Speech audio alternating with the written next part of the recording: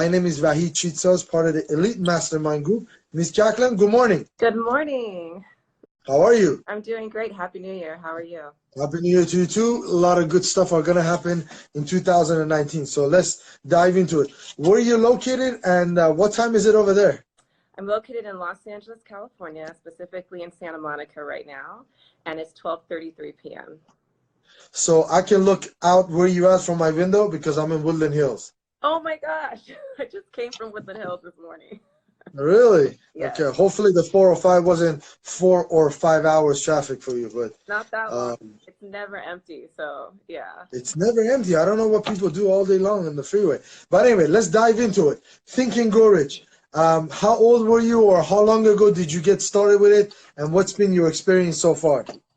Well, in 2013, I started listening to the audiobook online, actually. I was working a job, and it was, my tasks were very repetitive. I did the same thing all day at the computer, and so I needed some inspiration. I needed something to keep me stimulated all day, and I just started a search online, never heard of the book before, and I found Napoleon Hill's audio recording. And I listened to that over and over and over again for like months.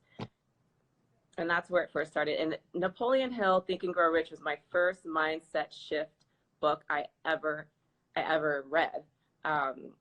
And Napoleon Hill was my first introduction to working the mind and putting intention into the mind. And that was the first time I ever heard, whatever you believe, you can achieve. That simple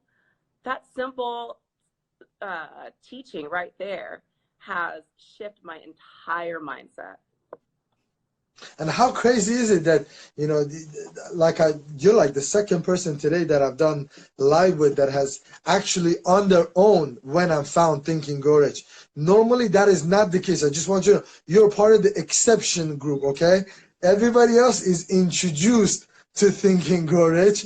It's so crazy that you went and found it online. What were you looking that you found Think and Grow Rich? I think I was looking for, well, so my job then, I was a temp, and so my hourly salary wasn't satisfying. So I was looking for ways to get rich, specifically. But what I discovered was far more just, not that, you know, money doesn't matter, but it was far more transformative than I had ever expected. You know, this book teaches you so many things. So just starting with the mindset shift alone helped me to understand how to attract specific desires into my life, including my desire for that particular job at that time that I had. So what is it that you do now?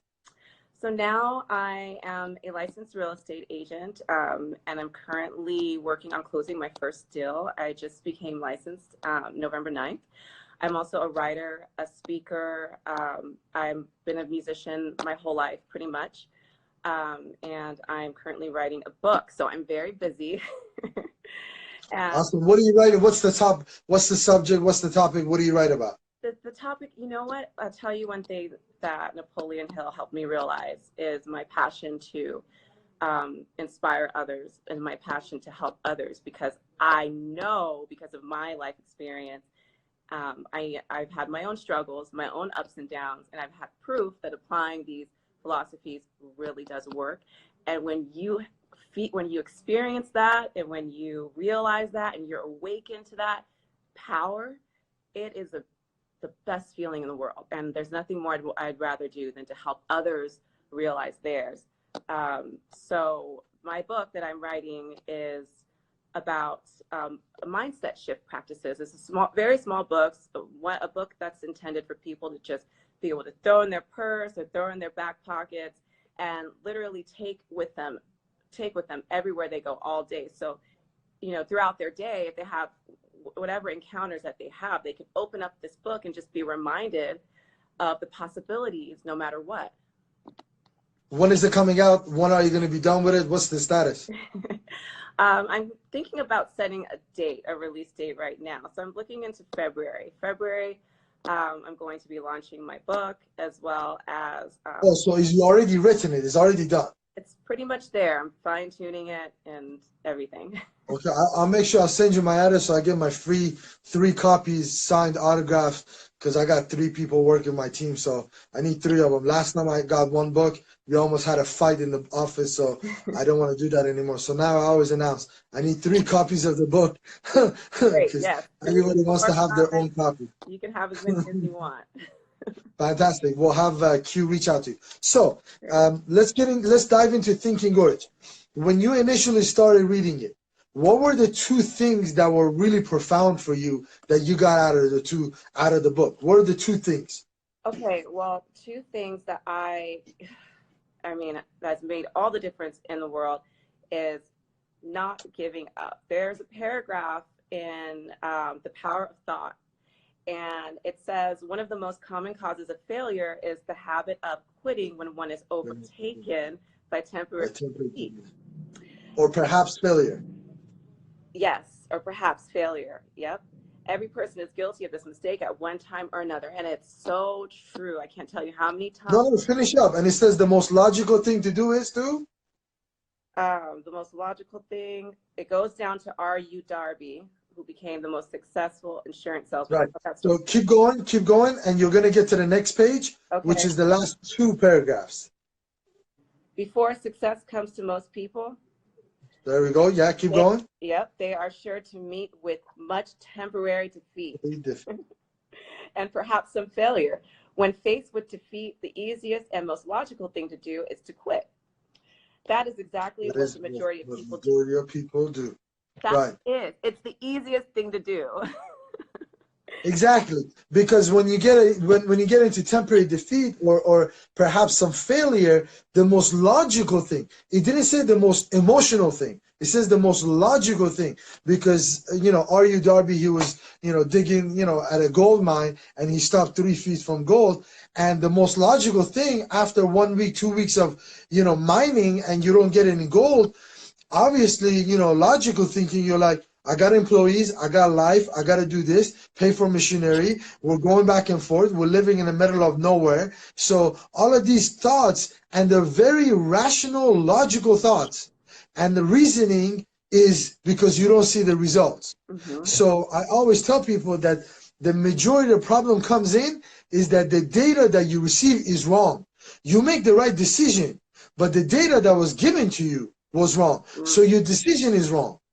Based on the wrong data. So if you just change the data and your reasoning adjusts, then you make the right decision. And the right decision most of the time is not to quit too early. I mean, that's what look at it. Real estate agents. I think in 2005, I believe it was the highest market in California. 480,000 homes were sold, but there were 500,000 agents. So if you look at it, if one real estate agent was good and they sold 10 homes, that means 20, 30 of them didn't sell any. So why should they stay in business? But as you see the numbers, statistic wise, is the real estate agents that are successful are the ones that stick around for 5, 10, 15, 20 years. They build their book of business. That's why they don't need to go door knocking, because they got referrals coming in. So how did you get into real estate? It's, what, I stayed at home. I have a daughter, she's 18 months. And, actually it goes before that. My daughter is 2 months. Oh my gosh, how precious. 2 months. Congratulations. Yeah, they're crazy. They just eat, poop, and wake up. The cycle is it's killing me how the cycle is happening on the dot. So that's a different video. That's a different video. They got a biological clock that goes off every an hour and a half. And she just opens up her eyes. God forbid you don't get the milk fast enough.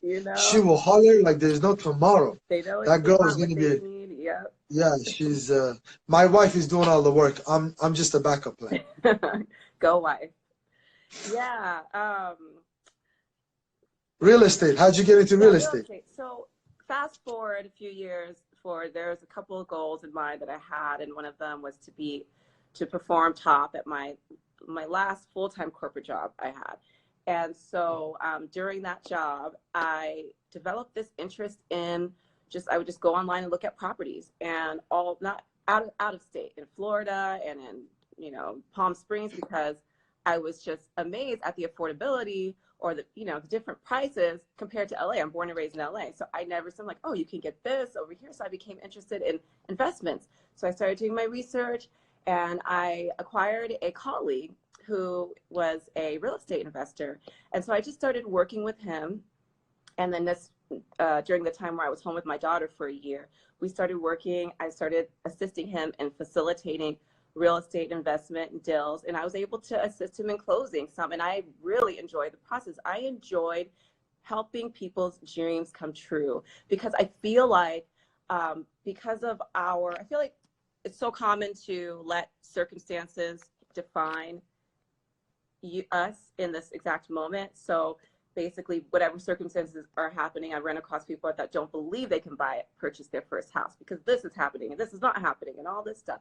But what I find enjoyment is helping people realize none of what you want, all your desires, they are not based on your current circumstances. They do not define you. You define your situation. You can change anything at any time as long as you want to.